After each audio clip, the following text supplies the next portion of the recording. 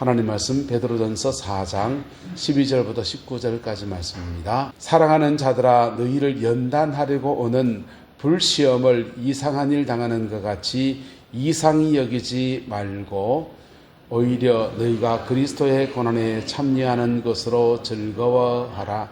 이는 그의 영광을 나타내실 때에 너희로 즐거워하고 기뻐하게 하려 함이라. 너희가 그리스도의 이름으로 치욕을 당하면 복 있는 자로다. 영광의 영 곧 하나님의 영이 너희 위에 계심이라. 너희 중에 누구든지 살인이나 도둑질이나 악행이나 남의 일을 간섭하는 자로 고난을 받지 말려니와, 만일 그리스도인으로 고난을 받으면 부끄러워하지 말고 도리어 그 이름으로 하나님께 영광을 돌리라. 하나님의 집에서 심판을 시작하실 때가 되었나니, 만일 우리에게 먼저 하면 하나님의 복음을 순종하지 아니하는 자들의 그 마지막은 어떠하며, 또 의인이 겨우 구원을 받으면 경건하지 아니하는 자와 죄인은 어디에 서리요. 그러므로 하나님의 뜻대로 고난을 받는 자들은 또한 선을 행하는 가운데 그 영혼을 미쁘신 창조주께 의탁할지어다. 아멘. 이 말씀의 축복과 은혜가 저와 여러분과 우리 남은 인생 가운데 함께하게 되기를 예수님의 이름으로 축복합니다.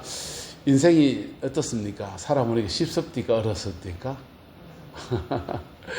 인생은 10살 때, 20살 때 빨리 어른 되면 좋겠다 생각하고, 어른들은 왜 자유가 많은지 집에서 저지레 해가지고 내가 뭘 깨면 어머니한테 뒤지게 혼나는데, 아버지가 뭘 깨면은 아무 말씀 안 하시더라고. 그래서 어른 되면 좋겠다, 깨도 괜찮고 사고쳐도 아무렇게이고. 근데 나이가 들면 들수록 인생은 쉽지가 않네요. 그죠?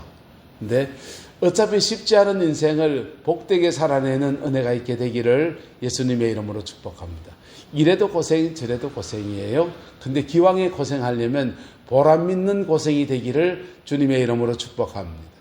고난을 찾아다닐 필요는 없어요. 하지만 내 인생에 닥친 것이라고 한다면 감당해내는 은혜가 있기를 그리스도인을 축원합니다. 그러니까 자꾸 피하면 어떻게 됩니까? 피하면 머리 좋아서 자꾸 피해 다니는 사람들은요, 쓰레기차 피하려다가 어디에 친다? 똥차에 치는 수가 생기더라고요. 그래서 인생은 참 묘한 것 같아요. 내가 겪어야 될 건 겪어야 되는 것 같아요. 자, 그런데 오늘 본문에서 여러 가지 의미로 고난의 의미들을 설명해 주고 있어요. 그 고난의 의미들을 본문에 보시면 12절에 보시면, 사랑하는 자들아, 너희를 무슨 하려고요? 연단하려고 오는 불시험, 고난이 오는데 이상한 일 하지 말라는 것입니다. 연단으로 오는 고난이 있어요. 연단으로 오는 고난, 심판으로 오는 고난은 똑같이 고난이에요. 그래서 연단의 고난인지 심판의 고난인지 우리는 구분을 잘 못해요. 제가 하나님께 벌 받았다. 일면 연단의 고난과 심판의 고난이 명확히 구분됩니까? 그렇지도 않아요. 나는 이만큼 잘못한 거 있어서 그것 때문에 연단이 오면, 내 잘못한 것 때문에 연단이 고난이구나 하면 그 심판으로 느껴질 수 있어요. 근데요, 하나님은 그 단순하게 벌 주는 정도가 아니라 우리에게 위대한 계획을 가지고 있는 것입니다. 할렐루야. 그래서 그 계획을 알고서 그 계획 속에서 자신을 발견하기 시작하면 그에게 그 다루심이라고 하는 것들이 엄청난 축복으로 나타나게 되는 겁니다. 할렐루야. 그 은혜가 있게 되기를 예수님의 이름으로 축복합니다. 이걸 자꾸 피하면 어떻게 될까요? 쓰레기차 피하려다가 똥차에 친다. 여우를 피하려다가 누굴 만난다? 호레이를 만난다. 근데요, 기왕에 닥칠 거라면 잘 지나가면 그게 얼마나 축복이 되고요. 하나님의 엄청난 은혜를 맛볼 수도 있고 은사의 세계에 들어갈 수 있고요. 하나님이 물질의 축복을 엄청나게 주는 물질의 사람으로 쓰임받는 역사도 그렇게 나타나는 겁니다. 할렐루야. 자, 그래서 연단받을 때 몇 가지 원칙이 있습니다. 첫 번째, 따라합시다. 은혜를 놓치지 맙시다. 연단받는데 하나님이 날 버렸어. 스스로 자기 마음이 연단이 자꾸 길어지면 그런 마음 들 수 있어요. 근데요, 하나님 절대 우리 안 버리셨어요. 그래서 연단 받을 때 그때 사실은 은혜가, 하나님의 은혜가 가장 가까이 있어요.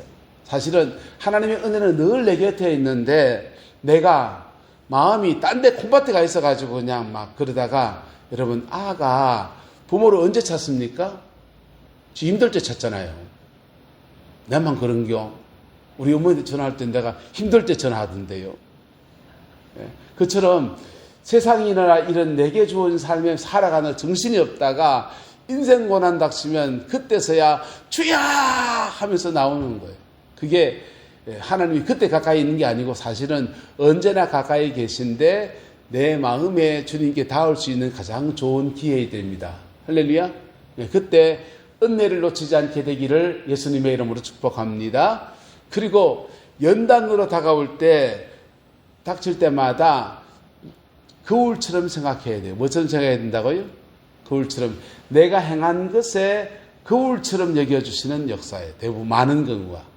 왜 하나님 그 허락하시냐면요, 역지사지 해보라고요. 네 그때 그랬지? 당한 사람만 못된 줄 아냐? 하면서 깨닫게 하시려고요. 야곱이 아버지 속여먹고 형님 속여먹었습니다.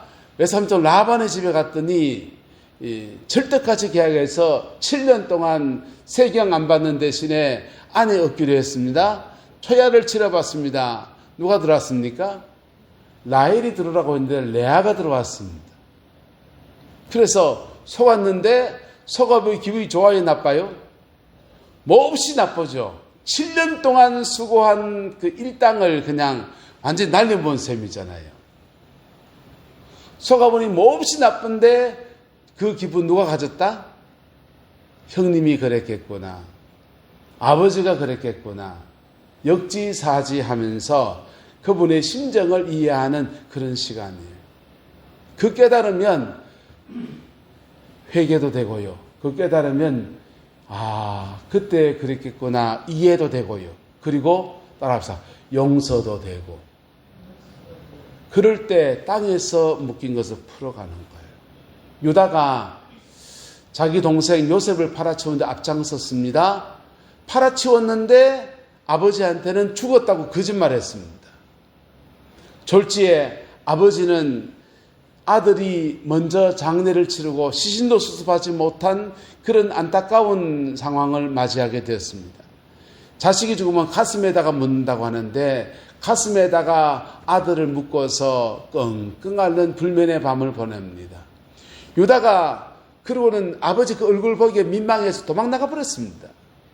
모압 땅에 가서 살아가는데 거기서 살아가는 중에 자기도 아들 셋이 낳았습니다. 엘, 오난, 셀라 3명 낳았습니다. 첫째 아들 엘이 하나님 보시기에 죄를 지어서 죽었다 했어요. 엘 입장에서는 하나님 보시기에 죄를 지었지만은 유다 입장에서는 자기도 뭘 보낸 겁니까? 아들을 가슴에 묻었습니다. 누구도 가슴에 묻고 자기 아버지도 아들을 가슴에 묻고 자기도 아들을 가슴에 묻었어요. 역지사지. 심은 대로 거두고 내가 행한 것에 거울처럼 내게 닥쳐오는 겁니다. 그때 누구 찾아가야 됩니까? 그때 아버지 찾아가야 됩니다. 그때 아버지 찾아가서 내가 아버지 앞에 그렇게 아버지 가슴에 대못 받고 요셉을 팔아치웠는데 아버지 죽었다고 알고 있었죠. 사실은 내가 팔아치웠습니다. 내가 멀리 애굽이라도 가서 동생 찾아 산말리 해보겠습니다. 아버지 반번이라도 풀리게 한번 해보겠습니다. 그래야 돼요. 그래야 그게 끝나요. 할렐루야. 근데 담고 있습니다. 엘 죽고 두 번째 오난이에요.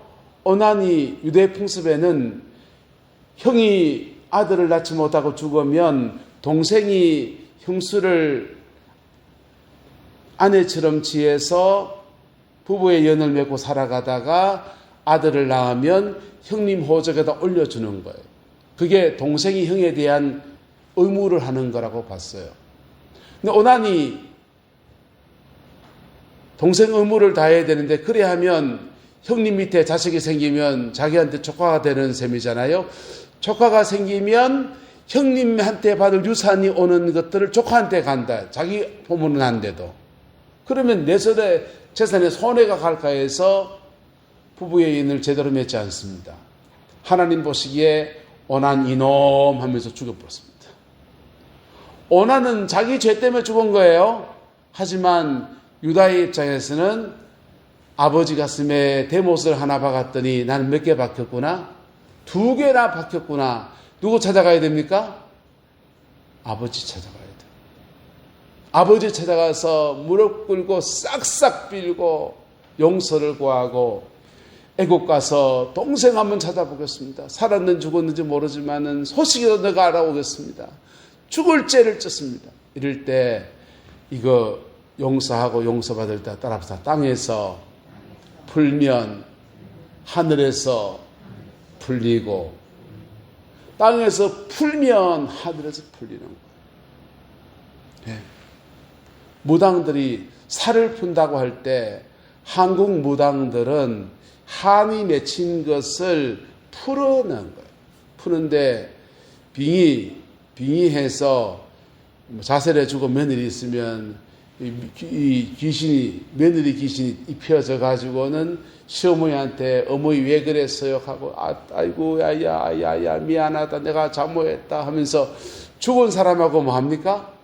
풀잖아요. 뭐 한다고요? 죽은 자고 푸는 것은 성경적이지 않아요. 어쨌든 그지만 거기에 중심축은 뭐냐 하면요, 풀어야 된다는 겁니다. 옆 사람 축구합시다. 풀어야 삽니다. 풀어야 살아요.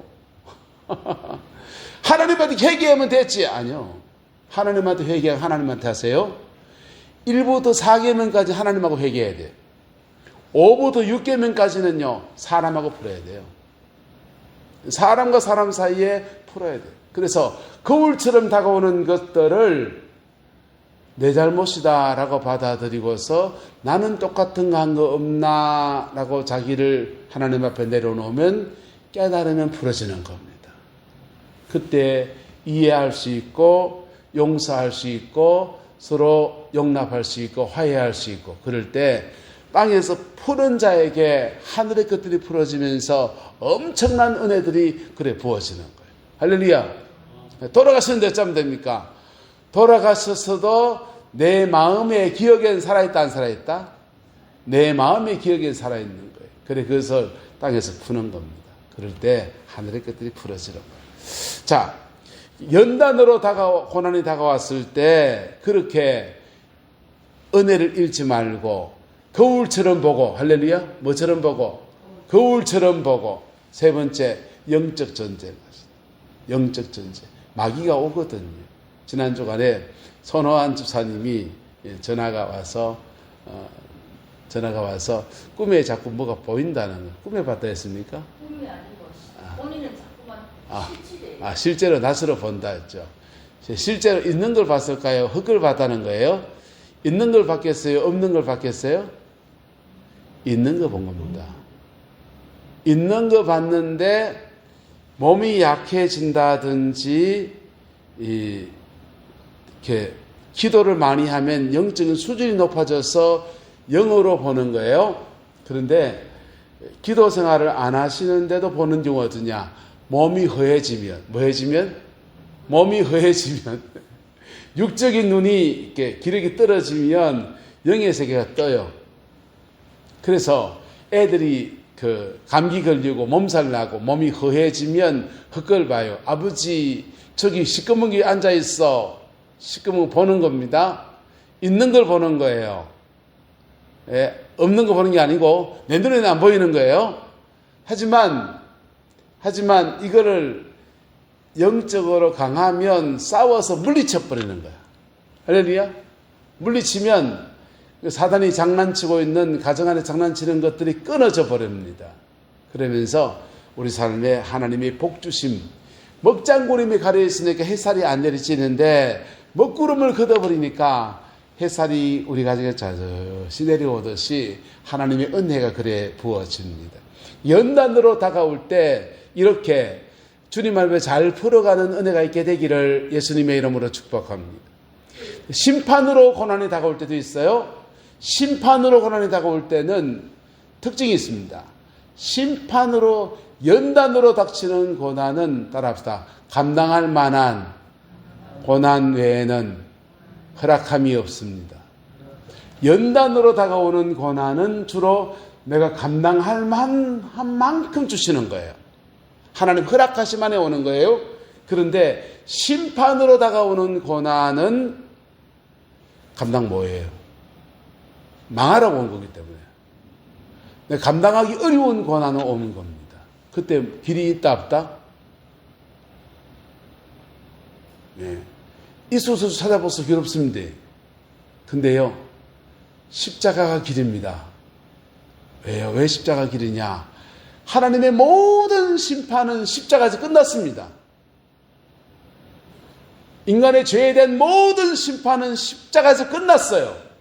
그래서 피 묻은 십자가에 쑥 들어가면요, 심판으로 다가온 고난도 십자가 안에서 끝납니다. 할렐루야. 왜요? 거기에 십자가에 사죄가 있거든요. 심판은 누구에게 넘어가고 예수님에게 넘어가고 예수님의 용서는 우리에게 쏟아지는 거예요. 그래서 이게 명확히 구분이 안 돼요. 심판으로 다가오는 고난과 다루려고 훈련시키려고 다가오는 연단과 사실 명확히 구분이 안 돼요. 그래서 어쨌든 그 고난은 하나님의 은혜 아래 지나가게 되면 우리는 한 단계 올라서게 됩니다. 할렐루야. 한 단계 올라서 있고, 그리고 하나님의 은혜가 그 인생을 쭉 덮어주는 거예요. 근데 세 번째 고난이 있습니다. 사명으로 다가오는 고난이 있습니다. 사명으로 다가오는 고난은 한번 따라합시다. 남의 고난을 짊어지는 겁니다. 하나님의 사명, 복음을 전하고 주님께서 내게 맡기신 사명을 감당하기 위해서 짊어지는 고난이에요. 사명으로 가진 고난은 예수님이 담당하셨습니다. 십자가에 죽기까지 죄가 없는데도 죄인으로 심판을 받으시고 다 그렇게 감당하셨어요. 우리가 근데 사명의 고난이다 해서 간다고 해서 그 사람 인생의 죄짐 남의 죄짐 짊어지는 건 아니에요. 죄짐은 누가 다 짊어졌습니까? 예수님 다 짊어졌어요. 사명으로 내가 고난을 짊어진다고 하는 말은 사명을 감당하기 위해서 내가 닥치는 위험과 어려움을 말하는 거예요. 어쨌든 이 고난들은 참 다양한 종류로 다가옵니다. 근데 우리는 그것이 사명의 고난인지 연단의 고난인지 심판의 고난인지 구분 잘 못해요. 그런데 그 고난 속에서 하나님의 뜻을 발견하고 주님 앞에 머무르고 주님과 함께 잘 지나가는 은혜가 있게 되기를 예수님의 이름으로 축복합니다. 그를 지나가 보면 지나간 사람들은 이 찬송 부르게 됐습니다. 이 풍랑 인연하여서 더 빨리 갑니다. 할렐루야. 고난 때문에 오히려 기도하게 되었고, 고난 때문에 내 성품이 다루어졌고, 고난 때문에 내가 하나님 앞에 정결한 사람으로 서게 되었으니까 풍랑 때문에 오히려 더 빨리 왔다고 고백합니다. 또는 이 고백하게 되어 있습니다. 한번 따라합시다. 주께서 사랑하는 자에게는 모든 것이 합력하여 선을 이루느니라. 선을 이루. 고난받을 때는 누구는 앞서가는 것 같고 누구는 잘 풀리는 것 같은데 나만 가지고 왜 나만 가지고 그래 하고 싶은 마음이 생겨요. 그런데요, 그 고난 지나고 난 뒤 이래 보고 나면 아이쿠 그래서 그렇구나, 아이쿠 그래서 이래 됐구나 하면서 모든 것이 합력해 선을 이루는 아름다운 역사로 나타나는 겁니다. 요셉이 고난을 받습니다. 애굽 땅에 끌려가고 그런 때 아이고 내가 너무 나대가지고 그렇지 잘난 체 하다가 형한테 괜히 그래 내가 막 이래 됐었네 자기의 잘못으로 이해할 수도 있어요. 근데 그 고난이 지나고 난 뒤 끄트머리 갔더니요 그가 40세가 됐습니다. 애굽에서 관직에 나갈 수 있는 나이가 40세 기준이에요. 관직에 나갈 수 있는 나이가 찬 거예요. 그리고 그 애굽의 왕조가 힉수스 왕조가 등극할 때였습니다. 힉수스 왕조는 그 왕조를 발굴해 보면은 왕들의 이름이 나오는데요. 야곱, 요셉, 유다 이런 거 나옵니다. 힉수스 왕조는 아프리카 사람들 왕조가 아니에요. 힉수스 왕조는 그 아시아 쪽에서 요셉과 같은 셈족 계열들이 건너가 장사하다가 거기 권력을 잡은 사람들이 왕조가 된 거예요. 그래서 요셉도 힉수스 사람들하고 같은 종족인 겁니다. 그래서 약관 나이 40세 애굽의 총리가 될 수 있는 나이고, 그리고 등록해 보니까 왕조가 힉수스 왕조인데 자기하고 먼 친척 관계.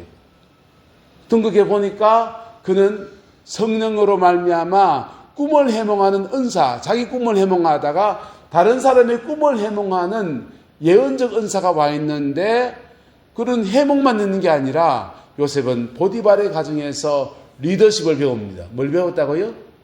리더십을 배웠습니다. 형 집에 있을 때는, 아버지 집에 있을 때는 막내예요. 막내니까 청청시와 형님들의 형님 네, 형님 네 꼬발이 하는 사람입니다. 졸졸 따라다니는 똘마니였습니다.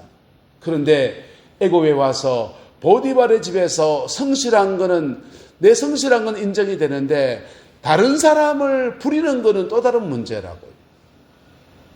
야구 선수 중에서 선동열 선수가 그 야구할 때 얼마나 잘했습니까?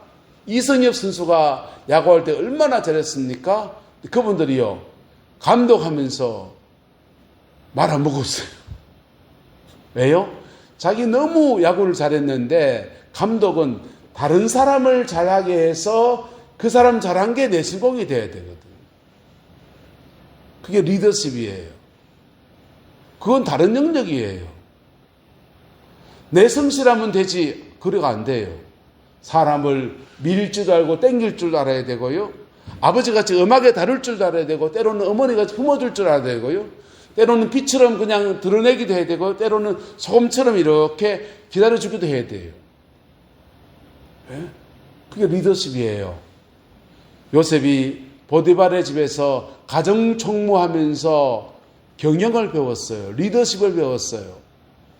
그리고 감옥에서 감옥 총무하면서 나라 경영을 배웠습니다. 가정 경영과 나라 경영이 어떻게 다른지, 어떻게 돌아가는지, 경제로 가면 미시 경제가, 거시 경제가 있어요. 이게 어떻게 돌아가는지를 다 배웠습니다. 총리가 되고 보니까 따라합시다. 갖출 거 다 갖춰져 있었습니다. 바깥에도 갖춰지고 자기 안에도 갖춰져 있고, 그리고 하나님의 때에 딱 맞고 모든 것이 합력해서 뭐를 이루었다? 선을 이루는 그 역사 안에서 그가 총리의 자리에 서서 그래 쓰임받은 겁니다. 우리 장로님 그렇게 되시기를 주의 이름으로 축복합니다. 예? 학교 교장 선생님으로서 다 돼보니까 모든 것이 합력해서 뭘 이루고 선을, 나도 준비되어 있고 환경도 준비되어 있고 여건도 되어 있고 모든 것이 다 갖춰진 속에서 그냥 그 일을 잘 감당해내는, 그게 하나님 앞에 연단을 잘 지나간 사람들에게 주어지는 하나님의 은혜입니다. 그 지나놓고 보면은 잘 지나놓고 아이고 그래서 이렇구나 라고 알게 되는데, 그 과정은요 힘들어요. 과정은 힘들어요. 근데 그래 안 지나가도 힘들어요. 저는 대학교 4학년 때 금속공학을 전공했습니다. 금속과 전공하면서 군대에서 목회해야 되겠다 마음을 가졌어요. 그래서 제대하고서 목회자의 길을 걷기로 쭉 하고 이제 걸어가는데, 가정 안에서 예수 안 믿는 가정에 가족 중에 아무도 목사가 없으니까 목사가 뭐 하는 사람인지 몰랐습니다. 교회에서 덕담하는 사람인 줄 알았어요. 잘 되고 잘 되며 잘 될 것입니다. 설교하고 찬양대에서 봤으니까 찬양 좀 하고 이러면 되는 줄 알았습니다. 근데요, 목사가 되는 길들이 만만치가 않더라고요. 교육준사님 같이 있었는데 같은 교회 신학교 가려고 하더니 말라고 하놓고 가더니 이 길이 어떤 길인 줄 아나 하면서 실체를 가서 이제 얘기해 주는 겁니다. 박봉에 그리고 이런 여정 쭉 걸어가는 거 얘기하는데 마음이 좀 싱숭생숭해집니다. 그는 고민하고 있을 때 대구 동복의 김덕신 목사님 철야예배에 습관 따라 늘 참석했었는데 그날 철야 갔더니 김덕신 목사님이 화두를 던지시는 거예요. 이런 말씀 하십니다. 십자가를 지지 않은 십자가는 십자가보다 더 무겁다. 그 말씀하고서 찬송 부르십니다. 십자가를 질 수 있나 주가 물어보실 때 죽기까지 따르오리 저들 대답하였네 우리의 심령 하는 눈물이 팍 쏟아지는 겁니다. 그때 이후로 이 길 가면서 여러 번 고비가 있었습니다. 후회하지 않습니다. 여러분 인생을 살아보니까 이래도 고생이고 저래도 고생이에요. 할렐루야. 그런데 기왕에 고생하는 거라면 의미 있는 고난, 의미 있는 고생 할 수 있길 축복합니다. 근데요, 연단의 고난은 따라서 줄일 수 있습니다. 이 기한을 줄일 수 있어요. 어떤 고난은 다 마찬가지예요. 심판으로 다가온 고난도 줄일 수 있다 없다? 줄일 수 있습니다. 십자가 안에 들어가면 줄여집니다. 내가 다루어질 것이 하나님 항복하면 다루어집니다. 사명으로 다가온 고난은요, 이것이 내 사명이다 인정하고 달라지기 시작하면 좀 쉬워지고 의미도 새로워집니다. 그리고 그 열매는 어마어마합니다. 오늘 베드로 사도는 이 말씀 전하는데요, 이 말씀을 받는 초대교회 성도들이 로마의 10대 황제의 고난을 지나갔습니다. 10명의 황제의 핍박을 지나가면 사자굴에 던져지기도 하고요, 온갖 수모를 겪었습니다. 그런데요, 그 고난, 그들도 무슨 의미인지, 무슨 뜻인지, 왜 이렇게 닥치는지 잘 모르는 시간들을 지나갔는데, 그 시간을 10대 황제의 고난을 하나님의 은혜 아래 이렇게 지나가다 보니까, 그게 끝나고 나니까 로마가 기독교 국가가 되어버렸습니다. 할렐루야. 모든 것이 합력해서 뭘 이룬다? 선을 이루느니라. 만약 초대교회가 연단 가운데 준비되어 있지 않고 로마의 수많은 사람들이 교회에 막 밀려 들어오면요, 교회 많아져서 좋아하겠죠. 교회 타락해요. 교회는 묘한 게 있습니다. 우리 교회에 갑자기 하나님이 1000명쯤 주면은 감당이 될까요? 감당이 될까요? 사람 많으면 감당이 될 것 같습니까? 헌금 좀 늘겠지. 교회는 교회의 역량이 있어요. 그 역량을 키워야 돼요. 할렐루야. 역량 키워야 돼요. 그래서 설교, 목회자가 하는 설교도 중요하고요, 교인들을 신앙 안에서 1000명의, 그것도 다른 교회 다니다가 오신 분 1000명이면 감당이 될 줄 몰라요. 생짝 불신자가 1000명 들었다 생각해봐요. 어떨 것 같습니까? 영적 무게를 감당해낼 것 같아요? 쉬운 거 아니에요. 근데요, 초대교회 베드로 사도 이 말씀을 전할 때 그들이 로마의 10대 황제의 고난을 지나가면서 마음의 준비, 영혼의 준비가 되어진 겁니다. 할렐루야. 그리고는 물고가 확 열리면서 영혼들을 물밀듯이 밀려들었는데 그 영혼들 속에 복음의 놀라운 역사를 만들어내고 유럽 복음화의 교두보들 만들어 나가면서 그렇게 복되게 쓰임 받은 거예요. 할렐루야. 그 복과 은혜가 우리 교회 안에도 함께하게 되기를 예수 이름으로 축복합니다. 외정치하에요, 소록도 나 환자들이 있는 그 지역에 일본 군인이 안 가요. 경찰이 안 가요. 왜? 나병 옮길까 봐. 거기에 김인옥 장로님이란 분이 들어가서 한센지병 환자들에게 복음을 전합니다. 복음 전하면서 한센병 환자들이 그 소록도에 온 섬에 복음이 들어갔어요. 그리고 다 은혜 받았습니다. 그 사람들이 은혜 받는데 외정치하에 일본의 감시와 감독을 피하는 한 군데가 그 해방구가 하나 생긴 겁니다. 소록도. 그 소록도에서 돈 없고 못 망가지고 그런 분들이요, 이 나라 이민족 놓고 얼마나 기도하는지요. 중보의 엄청난 교회로 소록도를 하나님이 외정치하에 사용하셨습니다. 하나님은 어떤 분이십니까? 연단, 소록도 같은 다친 지역은, 섬이고 한센병 환자고 다친 지역은 새로운 영혼을 부어주지 않고 숨겨진 사람으로 깊은 중보의 사명을 그에게 맡기신 거예요. 그런데요, 열려진 동네들이 있습니다. 열린 동네들은 따라서 준비시키시고 새 영혼을 부으시고, 준비시키고 새 영혼을 주시고, 주신 새 영혼들을 믿음 안에 변화시키는 여정을 지나가고, 그리고 새로운 믿음의 공동체를 또 만들어가는 은총의 역사로 그렇게 나아가는 겁니다. 하나님께서 우리에게 고난을 허락하실 때는 하나님의 깊은 뜻이 있습니다. 그 깊은 뜻 안에서 겸비한 저와 여러분 되시기를 예수님의 이름으로 축복합니다. 그 고난 속에서 하나님의 뜻을 깨닫고 믿음으로 잘 반응하면 한 곱이 지나서 합력의 선을 이룹니다. 옆 사람을 축복합시다. 모든 것이 합력해서 선을 이룹니다. 그 복이 함께하게 되기를 예수 이름으로 축복합니다. 기도하겠습니다. 좋으신 아버지 하나님, 고난의 세 가지 의미들을 함께 나누어 보았습니다. 십자가에서 그 모든 고난 가운데 온 인류의 구원의 길을 여신 예수님의 은혜가 우리 가운데 있어서 우리에게 닥친 여러 가지 어려움들을 믿음으로 잘 헤쳐갈 수 있는 제목이 되어지게 하나님 역사해 주시옵소서. 날마다 주의 은혜가 우리 안에 풍성하기를 원합니다.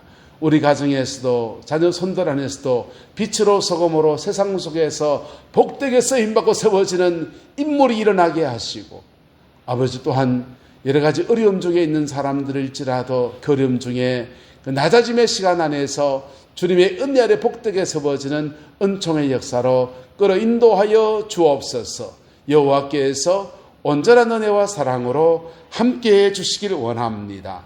예수님의 이름으로 축복하며 기도드리옵나이다. 아멘.